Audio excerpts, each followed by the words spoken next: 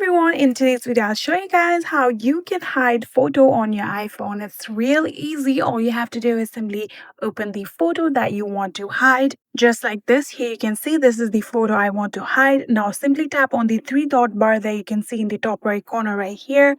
And after doing that, here you can see the option of hide. Tap on it and then tap on hide photo. Now you have successfully hidden that particular photo. Now you can go back and get to the album of your photo and scroll down.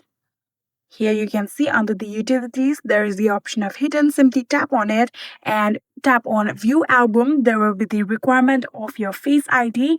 And when your Face ID is recognized, you'll be able to see that photo in your hidden album. And that is it. I hope this video was helpful to you guys. If it was, please do not forget to hit that subscribe button and like our video. Thank you so much for watching. See you in the next.